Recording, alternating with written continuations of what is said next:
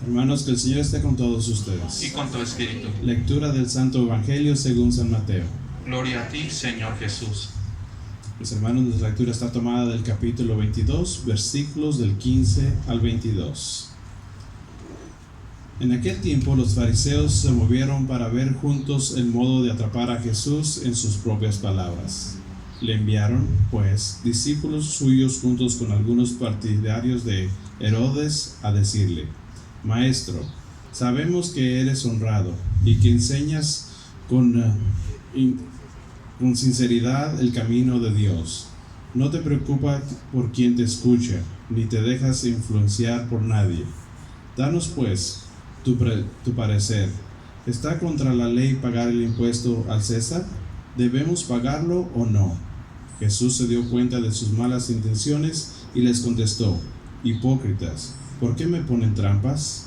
Muéstrenme la moneda que se les cobra. Y ellos le mostraron un denario. Entonces preguntó: ¿De quién es esta cara y el nombre que lleva el escrito? Contestaron: del César. Jesús les explicó: Devuelvan pues al César las cosas del César, y a Dios lo que corresponde a Dios.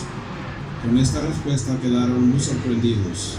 Dejaron a Jesús y se marcharon. Mis hermanos, esta es palabra del Señor. Gloria a ti, Señor Jesús. Pueden tomar asiento.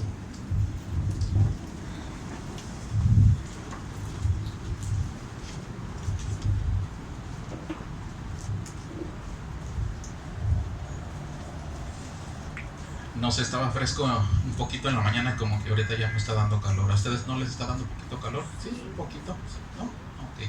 Bueno, a lo mejor son los nervios buenos, ¿verdad? Bueno, nuestra hojita que dice hoy, la hojita que tenemos ahora, ¿quién agarró su hojita? ¿Todos agarraron su hojita? ¿No?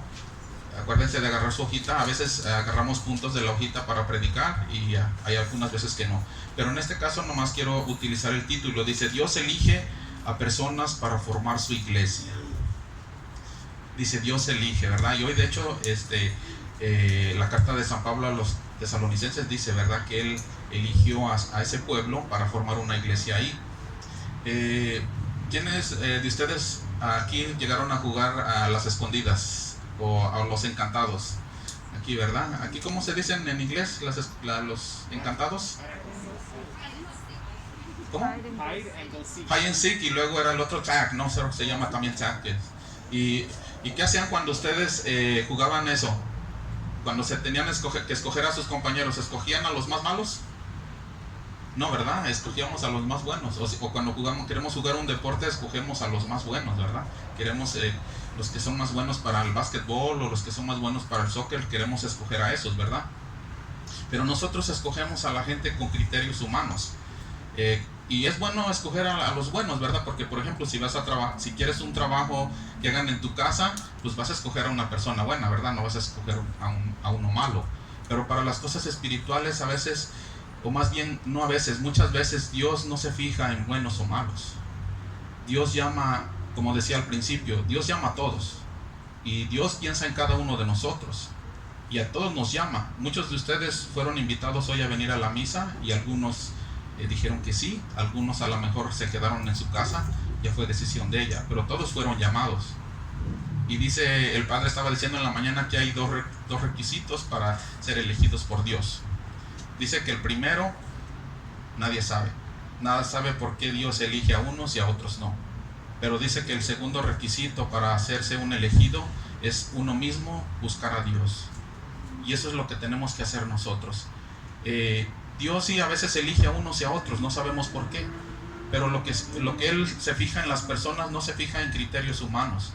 Por ejemplo, pensaríamos que que una persona, para que sea digna de Dios, para que una persona sea alguien que ante los ojos sea una persona espiritual o religiosa, a lo mejor diríamos, no, pues esta persona se ve buena gente, trata a todos con amabilidad, a lo mejor esta es una buena persona, y eso es solamente nuestro criterio humano.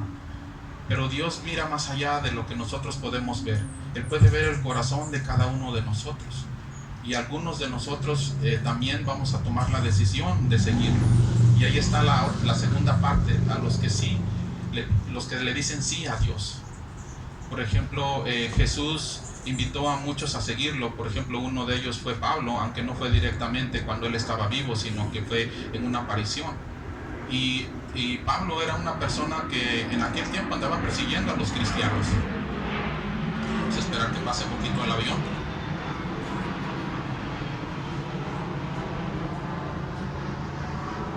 Entonces, cuando Jesús escoge a Pablo para seguirlo, él de cierta manera era enemigo de los cristianos porque los andaba persiguiendo.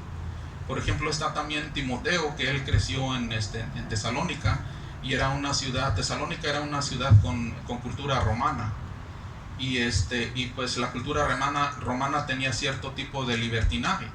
Entonces, pero él fue escogido de ese grupo. De hecho, él era hijo de una mamá judía y de un papá griego, y que por ejemplo para los judíos en aquel tiempo, si no eran 100% de descendencia judía, no podían ser religiosos o no podían dedicarse a Dios. Entonces ese era un impedimento. Pero más sin embargo, Dios ve más allá de lo que nosotros podemos ver. Y por ejemplo, aquí todos estamos siendo llamados y estamos siendo invitados a seguir a Dios. Y va a depender de cada uno de nosotros si lo queremos seguir o lo queremos escuchar. Muchas veces nosotros nos sentimos indignos de seguir a Dios. Por ejemplo, yo era uno de ellos. Yo nunca me imaginé en mi mente que yo algún día iba a estar aquí frente a ustedes hablándoles de Dios. Al contrario, mi pensamiento siempre fue otro. A lo mejor, no sé, a lo mejor ser un profesionista o a lo mejor ser un cantante. Digo, aunque no tengo muy buena voz, ¿verdad? Siempre tuve la ilusión. Pero siempre uno decía otras cosas, pero menos lo de Dios. Pero uno nunca sabe cuándo Dios se va a fijar en uno de nosotros y te va a escoger. No sé, a lo mejor puede ser, no sé, ella, o puede ser alguien de allá atrás, puede ser alguien de aquí enfrente. Pero Dios siempre tiene puesta la mirada en nosotros. Les decía en la mañana, ¿quién piensa en Dios cuando se levanta? Y dije, algunos levantaron la mano, algunos como que no la querían levantar, pero cuando les pregunté que si ustedes creían que Dios pensaba en ustedes, todas las mañanas todos levantaron su mano. Entonces Dios está pensando a cada momento en nosotros, pero va a depender de nosotros decirle que sí. No importa cómo nos sintamos, Dios siempre nos está buscando. De hecho, en la carta de San Pablo a los tesalonicenses dice hoy que en ellos había gracia y paz. Que uno de los atributos que Dios da a su iglesia es eso, es la gracia y la paz. ¿Y qué es la gracia? La gracia es el perdón. La gracia es que Dios nos mira con misericordia, que no importa lo que hayamos hecho, Dios nos perdona siempre y cuando nos arrepintamos. Y esa gracia es para todos. Esa gracia no es para unos o para otros. Esa gracia se derrama para todos. Pero saben que cuando nos reunimos en iglesia, cuando buscamos también a Dios por medio de la iglesia, esa gracia se hace más grande. Esa gracia puede alcanzar a muchos más. ¿Y por qué puede alcanzar a muchos más? Porque cuando nosotros le decimos a Dios que sí, nosotros nos volvemos instrumentos de esa gracia. Entonces es importante la iglesia porque en ella hay muchos atributos, y el otro atributo de una iglesia es la paz. Aquí decía en la carta de San Pablo a los tesalonicenses que uno de esos era la gracia y la paz, que gracia y paz están en ustedes. Entonces los que somos seguidores de Cristo, los que tratamos de seguirlo, sabemos que encontramos esa gracia y ese amor en Dios, pero también nos da paz. Por ejemplo, ahorita con esta pandemia, ¿quiénes han encontrado paz en Dios? Que levanten la mano. Yo he encontrado paz en Dios. ¿Y ustedes creen que hubiéramos encontrado esa paz si viviéramos simplemente mundanamente? ¿Verdad que no? ¿Cuántos de ustedes, por ejemplo, conocen a personas que nunca se arriman a la iglesia y que en este momento están bien preocupados, están bien mortificados? No sé, algunos están a punto de la desesperación o la depresión. Yo he conocido personas así que están en ese momento. ¿Pero por qué? Porque no han buscado a Dios. Y Dios entrega su persona a todo el que lo busque.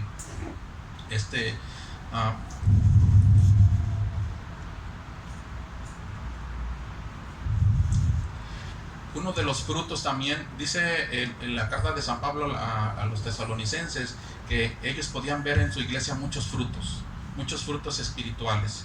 Y por ejemplo, una de las cosas que nosotros tenemos también que ver como seguidores de Cristo es qué frutos estamos dando. Una persona que se considera una persona espiritual, que se considera una persona cristiana, debe de dar frutos. Entonces, si nosotros no estamos dando esos frutos, tenemos que ver en nosotros qué está pasando. Y una persona que ya se ha entregado a Dios, que está buscando entregarse a Dios, ya no piensa para sí mismo, porque piensa en cómo agradar a Dios, pero también piensa en ayudar a los demás.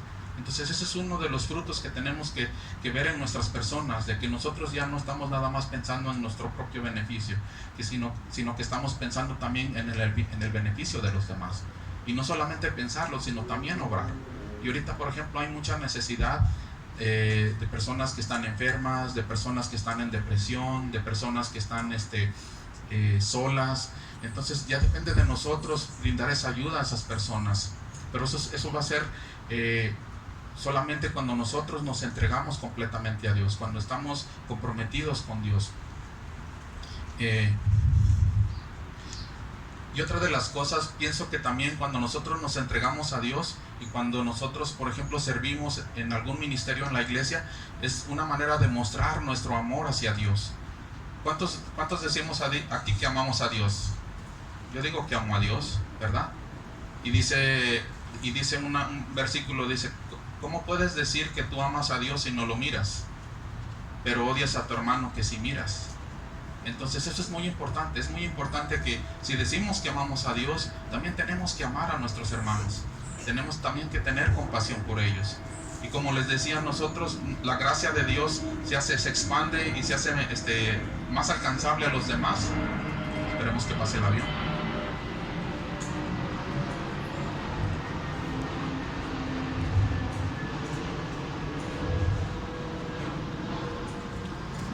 Les decía, la gracia se hace más alcanzable cuando nosotros la aceptamos y la transmitimos a otros. Cuando mostramos ese amor hacia los demás, cuando les hablamos de Dios, cuando les enseñamos, esa gracia se está expandiendo, ese amor de Dios se está expandiendo hacia otras personas. Y hoy en este día yo quiero invitarlos a eso, ¿verdad? Quiero invitarlos a que nos entreguemos a Dios. Le decía hace poco tiempo a unas personas en una plática que la entrega a Dios no se mide en tiempo. A veces pensamos y decimos: no, mira que esa persona ya tiene tantos años yendo a la iglesia, y decimos: no, pues esta persona debe ser muy buena y muy espiritual. Pero a veces nos engañamos, porque como les digo, la entrega no se mide en tiempo. O sea, no es que tanto tiempo tenemos viniendo a la iglesia, o sea, nuestra espiritualidad no se mide en qué tanto tiempo tengamos yendo los domingos a la iglesia, o qué tanto tiempo tengamos leyendo la Biblia. La espiritualidad y el amor de Dios se reflejan en la entrega que tenemos a Dios. O sea, qué tan entregados estamos a Dios. Y yo pienso que cuando somos agradecidos por esa misericordia y ese amor de Dios y esa paz que nos da, de nosotros debe de salir un fruto, y por lo menos un fruto de agradecimiento. Y ese agradecimiento, de una manera o de otra, debe ser el servicio a los demás. Yo sé que aquí muchos de nuestros hermanos que vienen a la iglesia sirven en algún ministerio, y a mí siempre eso me ha admirado mucho, y es algo de lo que me siento orgulloso de nuestra comunidad, que pienso que más del 50% de nuestra comunidad está en un ministerio y está involucrado y está sirviendo. Y yo pienso que eso así como decía San Pablo a la iglesia de Tesalonicense, o sea que hablaba bien de ella. Yo también quiero hablar bien de ustedes hoy y decirles: los felicito, porque muchos de ustedes están comprometidos, han entregado su vida a Dios, han estado haciendo ese esfuerzo por seguirlo, por venir a las pláticas, por servirlo, y esos son los frutos que vamos a ver en nuestra iglesia. Y yo esos frutos los puedo ver también en otras personas que están viniendo nuevas por primera vez. Hemos visto muchas nuevas caras. En la mañana vinieron muchas personas nuevas. Ahora también he estado viendo algunas caras nuevas, y esos son los frutos de nuestro esfuerzo, de nuestra entrega a Dios. Y los que aún no se han entregado, o los que aún todavía la están pensando, yo los quiero invitar. O sea, entregarse a Dios es una bendición. Vas a tener una vida más tranquila, una vida llena de paz, y sobre todo vas a tener siempre la confianza de que Dios va a estar contigo.